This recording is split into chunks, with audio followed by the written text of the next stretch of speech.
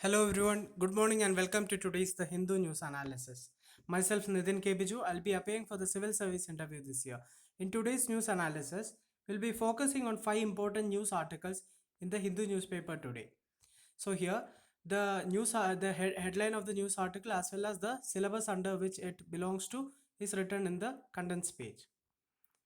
Coming to the practice question, please pause for a second and try to attempt the question by yourself. After discussing the relevant article, we'll be coming back to the question again. Now, coming to the first page, the main headlines. Migrant workers to get free food grains. So this is part of the second tranche of the financial measures, which is set by the finance minister.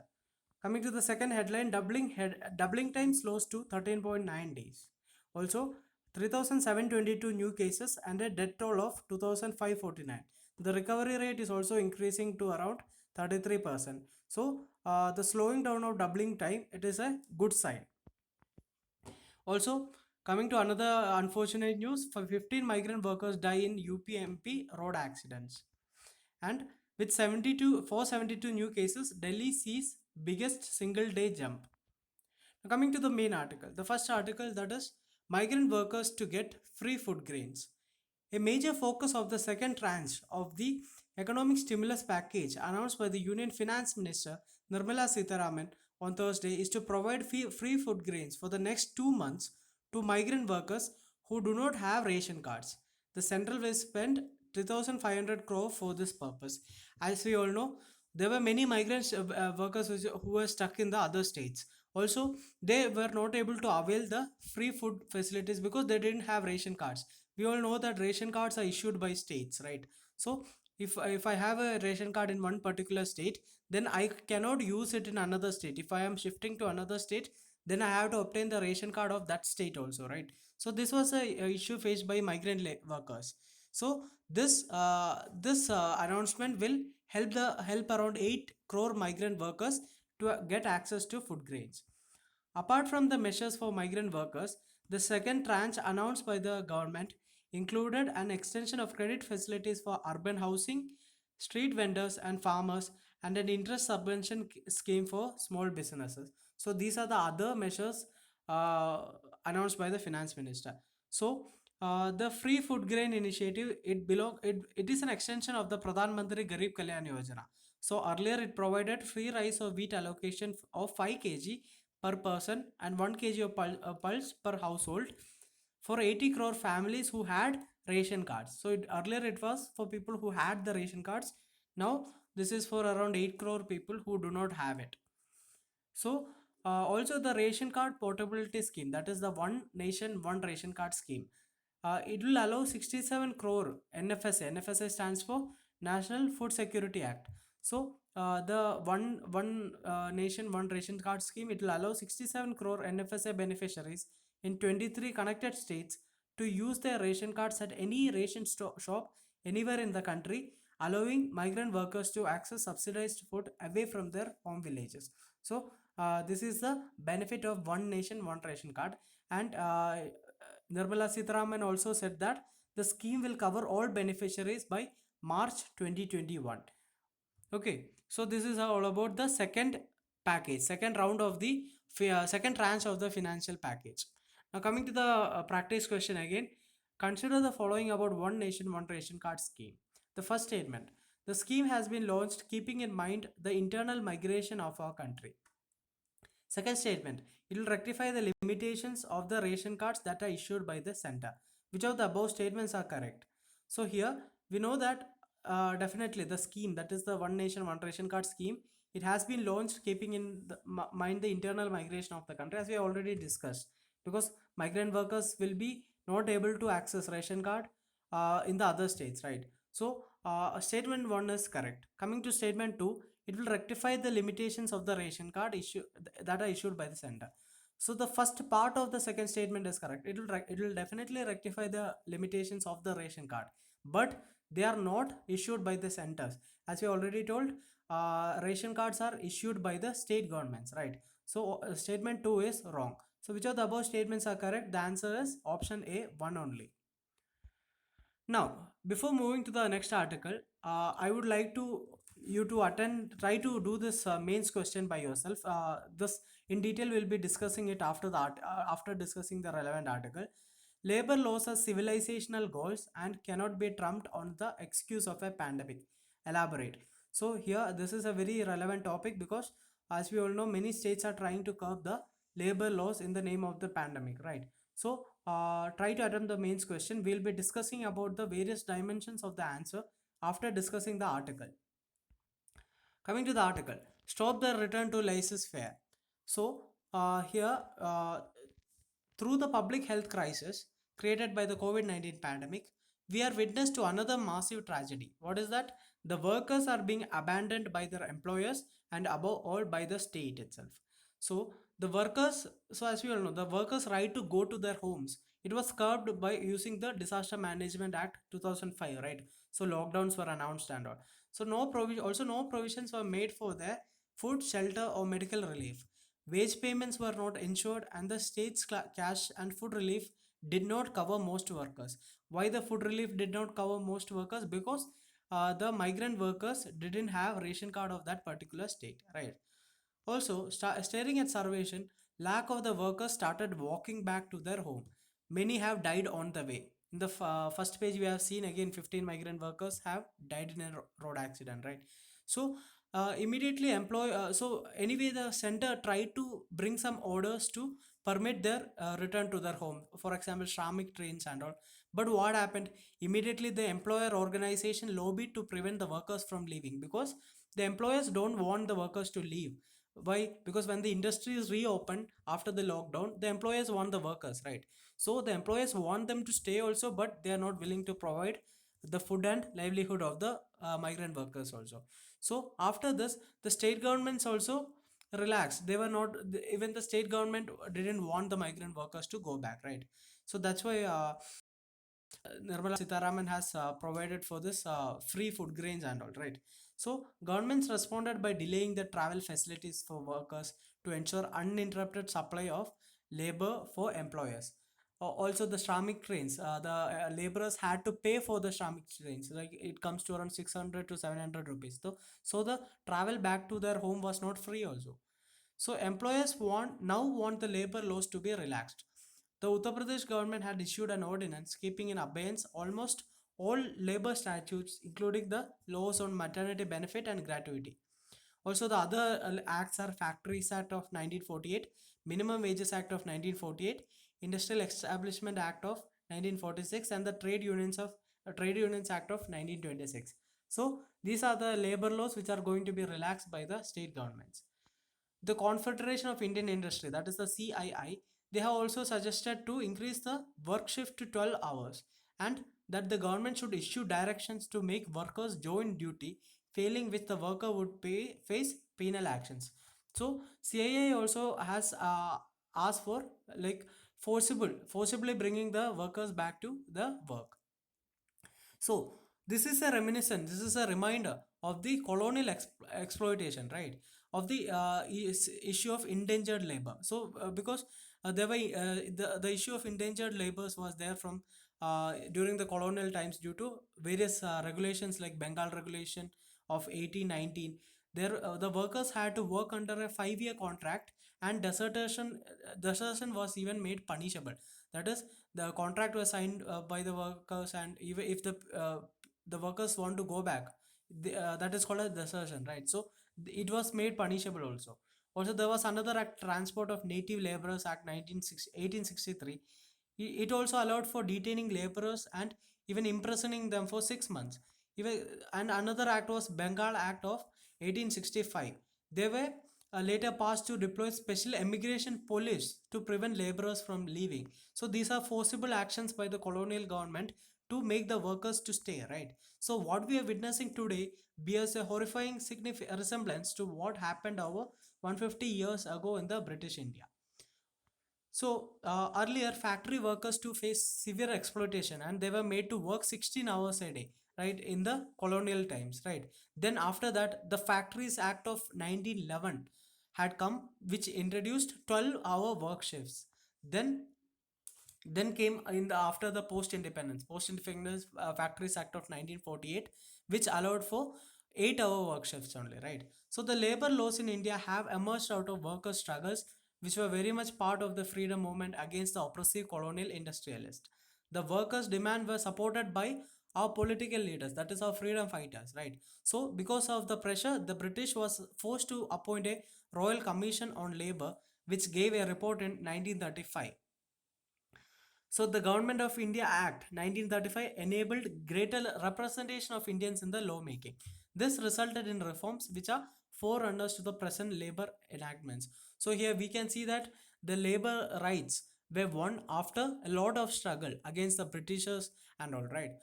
So it is these labor rights which are going to be taken away due to these ordinances by the state governments. Also, the Factories Act, that is of 1948, it laid down 8-hour work shifts with overtime wages, weekly offs, leave with wages, and measures for health, hygiene, and safety. The Industrial Dispute Act, that is also another labor act, right? So it provided for workers' participation to resolve wages and other disputes through negotiations so that strikes or lockdowns, unjust retrenchments, and dismissals were avoided, right?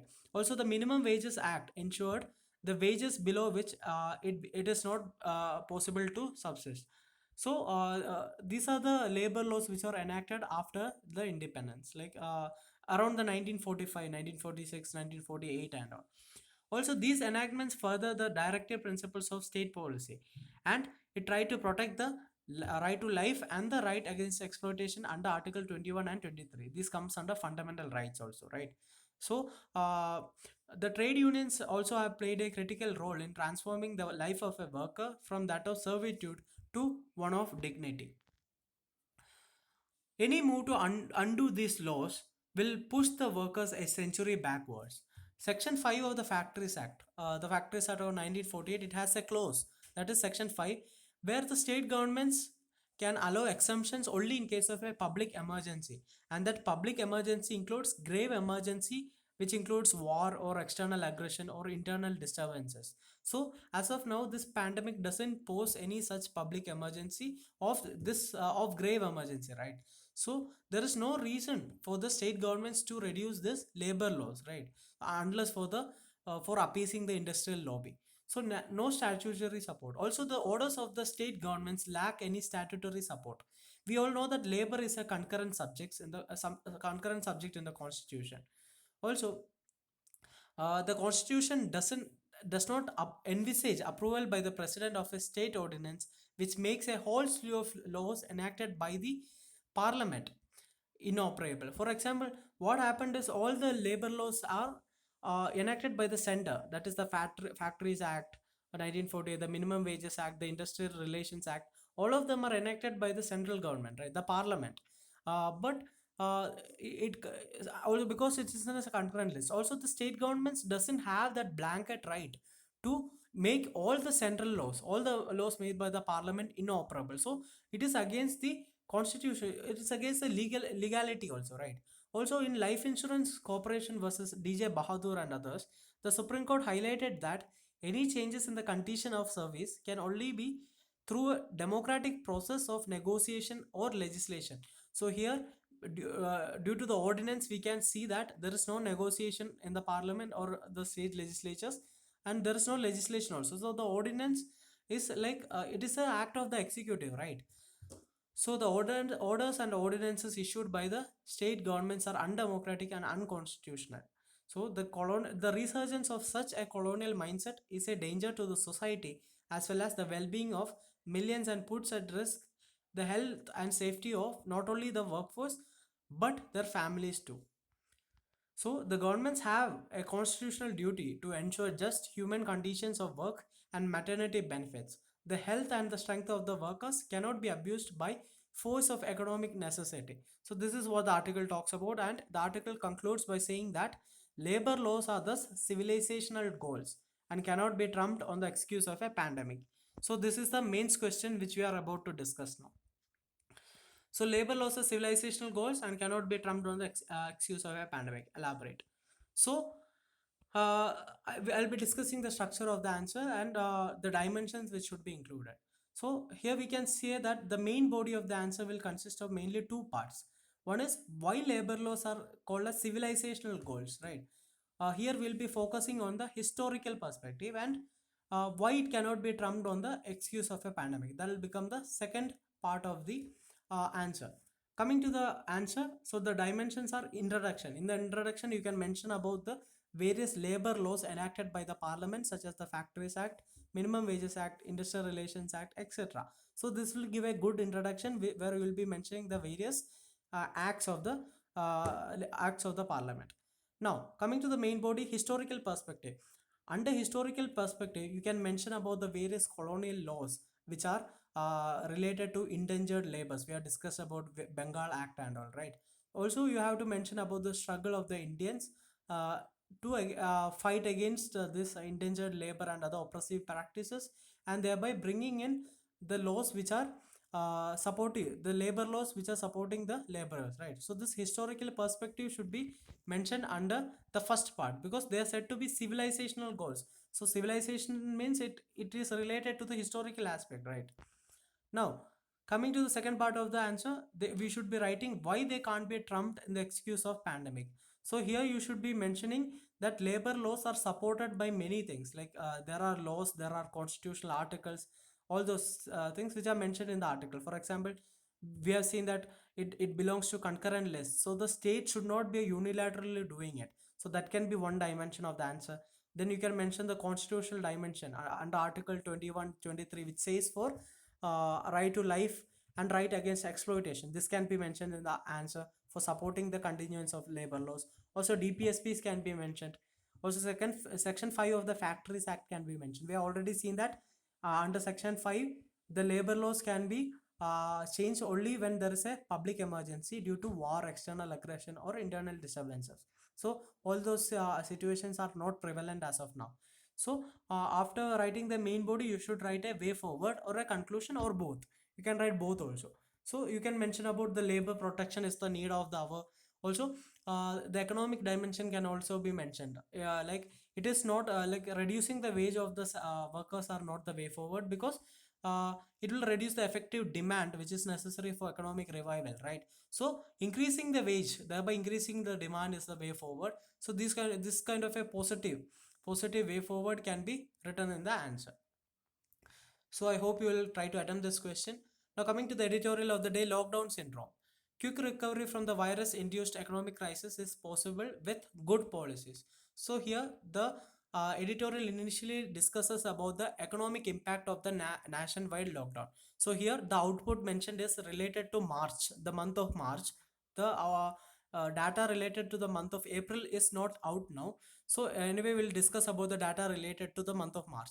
The country's industrial output as measured by IIP, Index of Industrial Production, it contracted by 16.7%. So this IIP is an important prelims concept we will be discussing in the coming slides.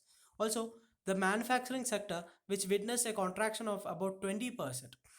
Also, it was the worst hit among the key sectors, perhaps due to disruptions in the labor market caused by the lockdown. In terms of the end goods, that is the consumer goods also, that is capital goods and the consumer durables, they also witnessed around one third contraction in size, that is around 33%, right? Also, so these are the economic impact of the lockdown. So here we should be able to analyze it in sector wise, as they have mentioned, like manufacturing sector witnessed this much contraction. Also, we should be able to we should try to analyze other sectors also, like how much is the contraction in terms of sectors like travel, tourism, trade, and all. And even coming to other sectors like mining, agriculture, we should be able to try to have a data related to each of these individual sectors, like how much is these individual sectors are likely to be affected by the lockdown, right? Also, March gloomy industrial production figures are likely to be soon forgotten as a flood of bleak economic data hits the country further down the road. That is, in April, the data is supposed to be worst because April was completely of a lockdown, right? March was only in the March and the lockdown started. So in April, the April data will be more bad. So, so the COVID crisis, it is a temporary external shock, like the demonetization in 2016, but larger in scale, and it can theoretically lead to a quick bounce back in the economic activity once the lockdown is lifted. But The actual pace of the recovery in the industrial production and even the wider economy will depend on the policy environment created by the government after the crisis. So the economic revival is very much dependent on the policy which is taken by the government.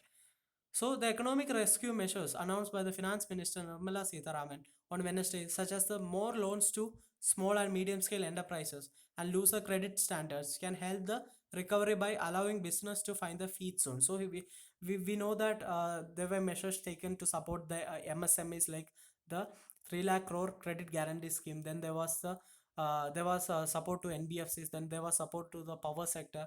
And today, I mean, yesterday evening, she announced the measures for migrant workers and all, right? So these economic measures will definitely help the businesses to stand in their feet soon. Obviously, the key will lie in the implementation of these measures. How successful these measures are implemented is the main thing. Also, the government must also ensure that bureaucratic red tape does not kill any nascent recovery at a time when business whose balance sheets have been hard hit by the crisis. So the bureaucracy should be more alert and ensure that red tapeism doesn't happen at a time when these measures are being announced. Now, coming to the prelims related fact, index of industrial production. It is an index that shows the growth rate in different industry groups of an economy at a fixed period of time. So, who compiles it? The Central Statistical Organization under the Ministry of Statistics and Program Implementation composes IIP, right? Also, the base year for IIP is 2011 2012. Please go back through the basic and see what this base year means.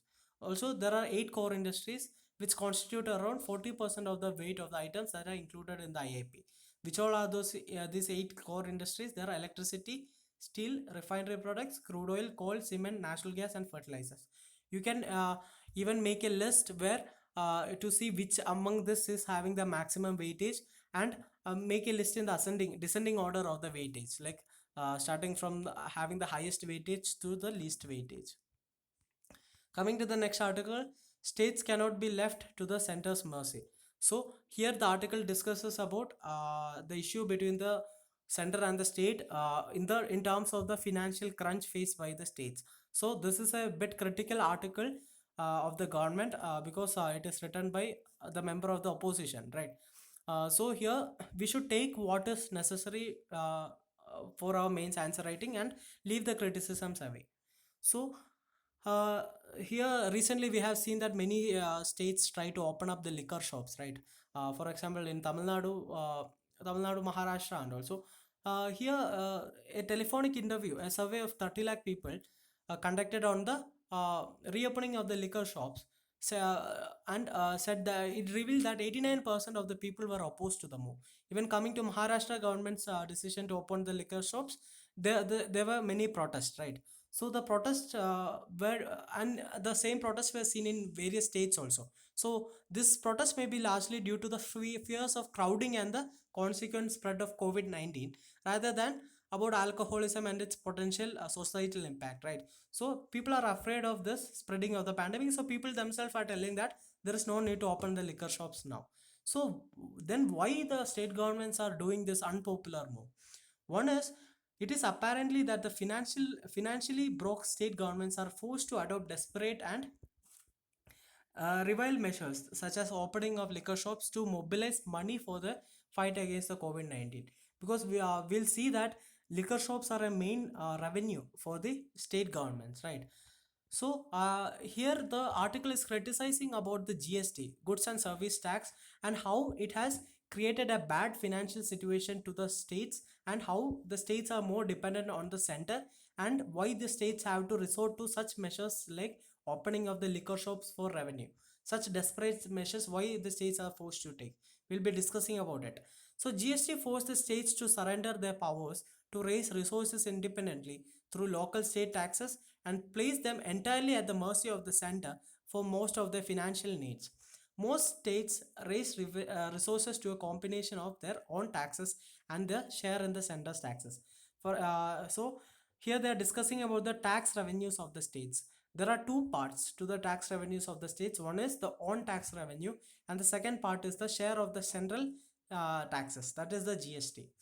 So what happened is, before GST, the states were free to charge sales taxes as legislated by the state legislature. We knew that sales tax belonged to the state government before GST. Now it is integrated under the GST.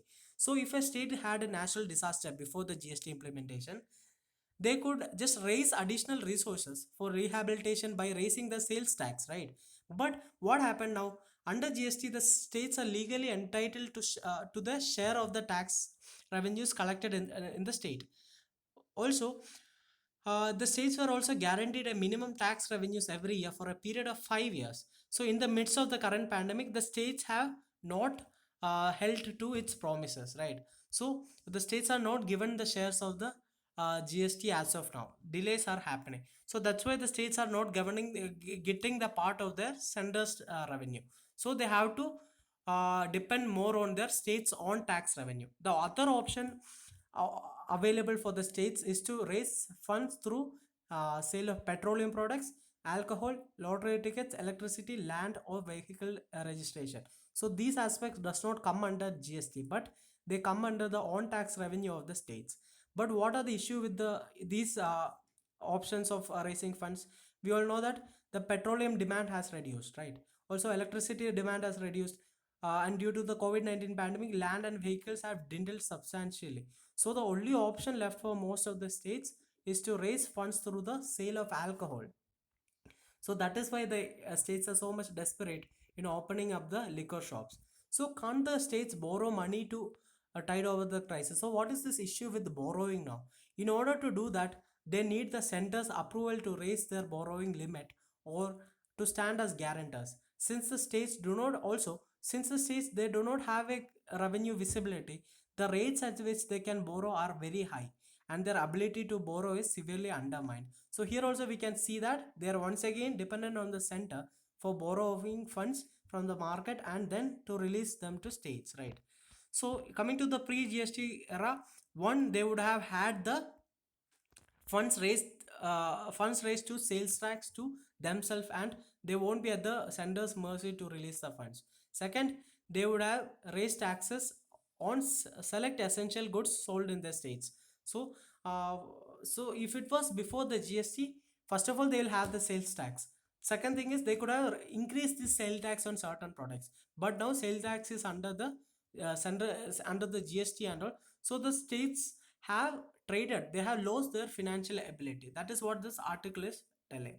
So we can see here that the person is a political economist and a senior office bearer of the Congress party. So the article is a bit critical of the government. So for UPSC we should be taking, you can just take the issues with the GST, how it has reduced the financial power of the state. So the facts can be taken from the article but not the opinions, not the criticisms. Okay. So coming to the last article, China rejects US charge of vaccine research theft. So Beijing accused the US on Thursday, smearing China after Washington alleged that Chinese hackers were attempting to steal research on developing a vaccine against COVID-19. So what happened is the US authorities have said that the Chinese hackers were trying to steal the COVID related research data from the United States. So this is like another issue in a long list of issues between US and China. Daily one or the other issue is coming between these two countries, right? So these claims have added fuel to tensions between the two global powers. So there is enough fuel now to have enough tension between US and China. That is the situation as of now. So anyway, Beijing stressed that significant achievements have made by its own of its own in the fight of against the pandemic. They are telling that China have progressed a lot in its own, so they don't have to steal it. So that is what China is telling. Also responding to US President's Donald Trump's reference to COVID-19 as a plague from China, Mr. Shao, he is the Chinese official, right? He said that the US should stop blaming and discrediting others and focus on their own prevention and control work. So this kind of issues between US and China will keep on coming. New issues will be keeping on coming. So we just have to note down the main issues so that we'll be able to write it in the main answers.